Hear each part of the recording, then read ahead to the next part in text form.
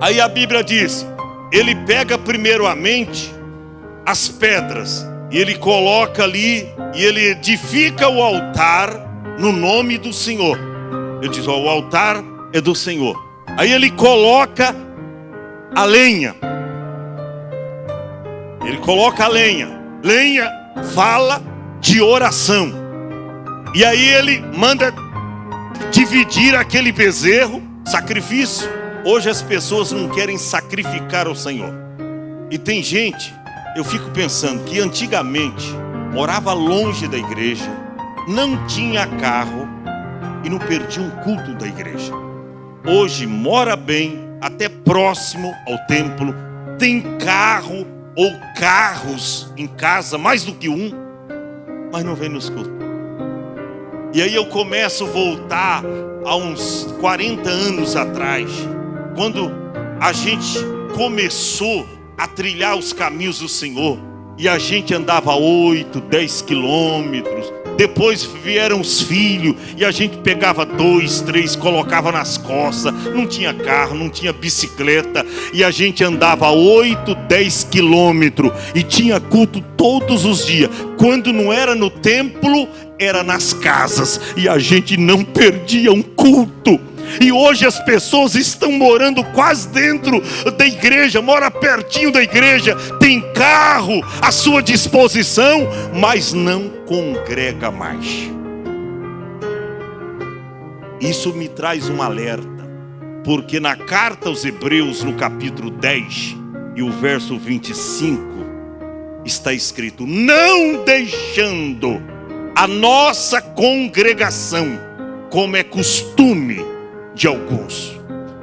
Esse mesmo versículo, numa tradução atualizada, diz: não deixando de congregar, como é costume de alguns.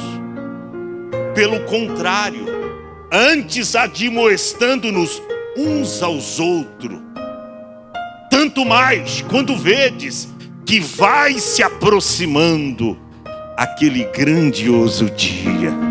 Jesus vem, igreja. Vamos estar com os nossos altares consertados. Jesus vem, Jesus vem. Aleluia, Jesus vem, obreiros. Aleluia. Ele coloca a lenha sobre o altar. E aí, eu estou terminando. Elias faz algo extraordinariamente. Elias pega 4 cântaros e dá na mão daqueles profetas. Diz: agora vocês vão ter que trabalhar. Enchei para mim esses 4 cântaros de água. Eu fico pensando, guerreiro Luiz, se havia uma sequidão tremenda em Israel nessa época, aonde aqueles homens arrumaram água? Tiveram que fazer isso. Tiveram que pegar água, quem sabe até emprestada, ou água que era um produto caro naquela época, até a água que eles tinham lá em casa para dar para os filhos beberem. Eles tiveram que encher os 4 cântaros de água. Aí Elias diz: ó, pega esses cântaros de água e joga sobre a lenha, sobre o altar. E eles pegaram e começaram a molhar. Coloca lá. Começaram a molhar aquele altar. Ele diz: ó, segunda vez, enche mais 4 cântaros e traz aqui a água. Eles foram, trouxeram mais 4 cântaros e pela segunda vez molharam o altar. Irmãos, cada cântaro comportava aproximadamente 38,5 litros de água.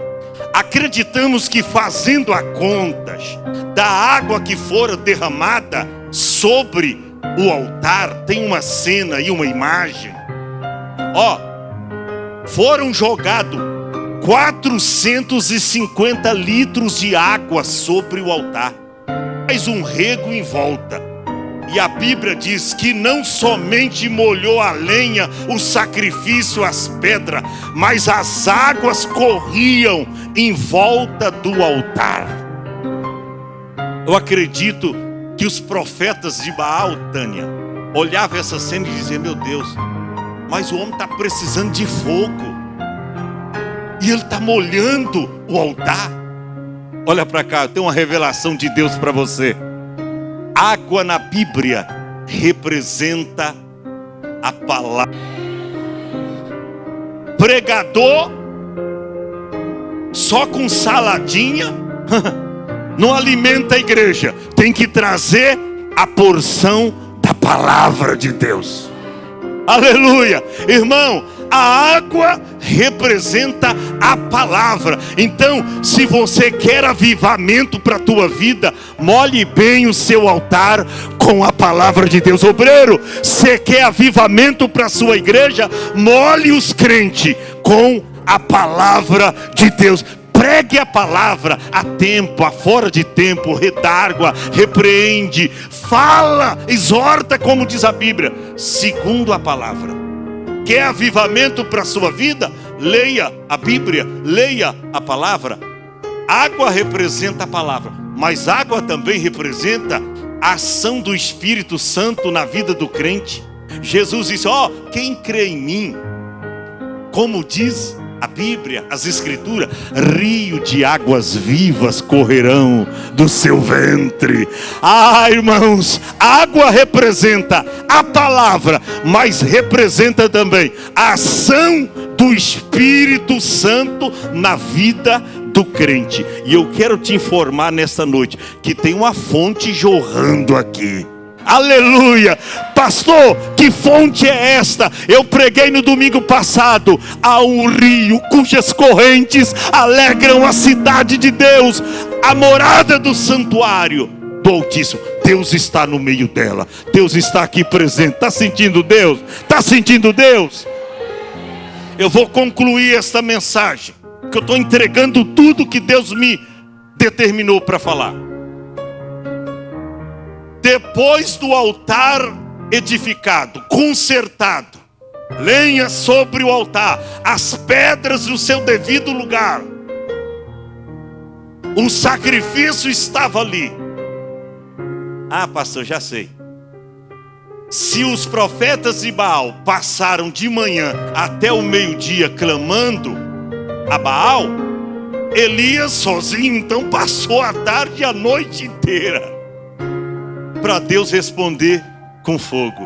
Nananina não. Irmão, conserta o seu altar e você vai ver como a resposta virá depressa. Edifica o teu altar, construa o seu altar ou reconstrua o teu altar que está em ruína, e você vai ver como a resposta de Deus virá apressadamente para você. Elias não ficou clamando a noite toda, não. Altar consertado, parece que eu estou vivendo esse acontecimento. Elias se prostra. Tem uma outra imagem que mostra isso no tema. Elias se prostra, levanta as mãos para cima, e a Bíblia diz, irmão, que naquele momento Elias diz: Deus de Abraão, de Isaque e de Jacó. Aleluia. Deus de Abraão, de Isaque e de Jacó, manifesta-se hoje que tu és Deus em Israel, e que eu sou o teu servo. Não eles, os profetas de Baal, mas eu.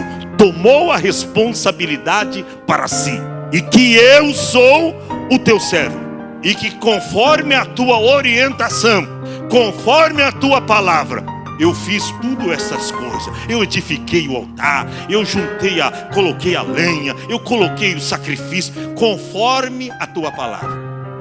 E ele diz ainda: responda-me, Senhor, responda-me, para que esse povo conheça que tu és o Senhor Deus e que fizesse voltar o seu coração. Verso 38, a Bíblia dizia então, aleluia, fica em pé, e então, diga assim comigo, e então, caiu o fogo do Senhor e consumiu o holocausto, e a lenha, e as pedras, e o pó, e ainda lambeu a água que estava no rego.